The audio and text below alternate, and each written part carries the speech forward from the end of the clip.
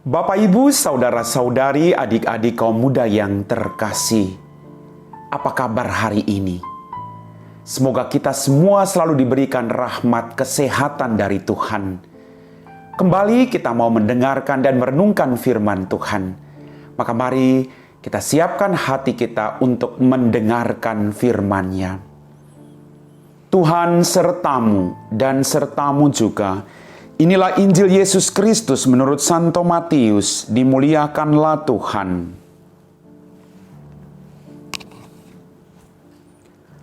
Pada suatu hari Yesus naik ke atas bukit, sebab melihat orang banyak.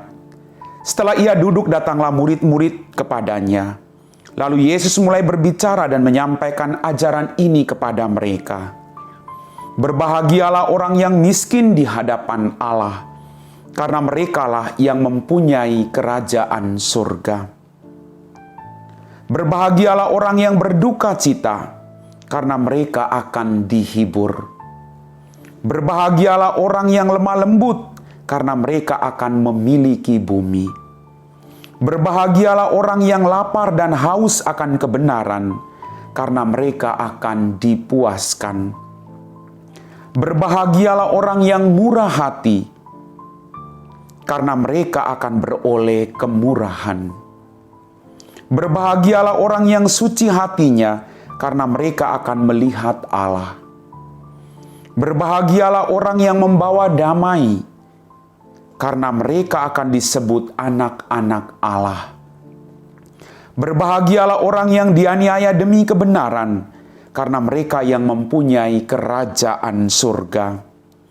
Berbahagialah kalian, jika demi aku kalian dicela dan dianiaya, dan kepadamu difitnahkan segala yang jahat. Bersukacitalah dan bergembiralah, sebab besarlah ganjaranmu di surga. Sebab para nabi sebelum kalian pun telah dianiaya. Demikianlah Injil Tuhan. Bapak, Ibu, saudara-saudari, adik-adik kaum muda yang terkasih. Setelah kita mendengarkan firman Tuhan, saya percaya kita termasuk golongan orang-orang yang berbahagia. Hari ini kita mendengarkan sabda bahagia. Dan sabda bahagia adalah seruan iman yang revolusioner. Sabda ini mengajarkan kita semua tentang hidup yang berkenan kepada Allah sendiri. Sekaligus, sabda ini mengajak kita untuk hanya bersandar pada Allah. Kita diajak sekali lagi untuk hidup berkenan di hadapan Allah. Hidup menurut apa yang menjadi kehendak dan perintah Allah. Dan di lain pihak, kita juga diajak untuk hanya bersandar pada Allah sendiri. Bapak, Ibu, saudara-saudari, adik-adik kaum muda yang terkasih. Konsep kebahagiaan murid Yesus itu sangat unik. Kebahagiaan yang mereka peroleh sejatinya bukan berasal dari terpenuhinya aneka kebutuhan harian. Mereka bahagia karena mereka tetap bersandar pada Allah. Mereka tetap percaya pada Allah. Apapun situasi hidupmu, entah itu kegembiraan, entah itu penderitaan, tetaplah bersandar pada Allah. Tetaplah percaya kepada Dia yang tidak akan pernah melupakan Anda dan saya dalam setiap perjuangan hidup kita masing-masing. Bapak, Ibu, saudara-saudari, adik-adik kaum muda yang terkasih. Mereka berbahagia karena mereka tetap bersandar pada Allah. Bagaimana dengan Anda dan saya? Kalau para murid bersandar pada Allah, kita juga diajak untuk selalu bersandar pada Allah yang Maha Kuasa. Karena itu, dalam derita sekalipun, murid Yesus sebenarnya bisa tetap berbahagia, sebab mereka percaya bahwa di balik semuanya itu, Allah punya maksud baik untuk hidup iman mereka. Apakah kita mampu melihat berkat di balik penderitaan kita? Kadang kita mengeluh, aduh Tuhan, persoalan terlalu banyak dalam hidup saya. Aduh Tuhan, salib saya terlalu berat. Aduh Tuhan, saya disakiti. Saking kita terus mengeluh, lalu kita lupa untuk merefleksikan apa makna di balik setiap peristiwa yang terjadi dalam kehidupan kita. Atau makna apa yang mau kita ambil dari setiap kesulitan-kesulitan dalam hidup kita. Dengan penderitaan yang ada, kita tidak bisa mengandalkan kekuatan kita sendiri. Tapi kita harus juga mengandalkan kekuatan yang datang dari Allah. Kita sebagai murid-muridnya, diajak sekali lagi, apapun situasi hidupmu, tetaplah bersandar kepada Allah yang Maha Tinggi. Bapak, Ibu, saudara-saudari, adik-adik kaum muda yang terkasih, sabda bahagia hari ini menuntut kita untuk senantiasa juga menjadi pribadi-pribadi yang setia. Setia dalam kegembiraan, setia dalam penderitaan hidup kita masing-masing. Sekali lagi saya mau katakan, gagal itu no problem. Persoalan yang ada itu no problem.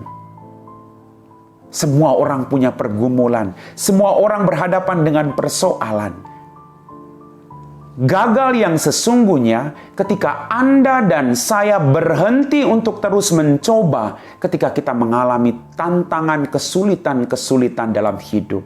Lihatlah, di balik setiap kesulitan ada berkat.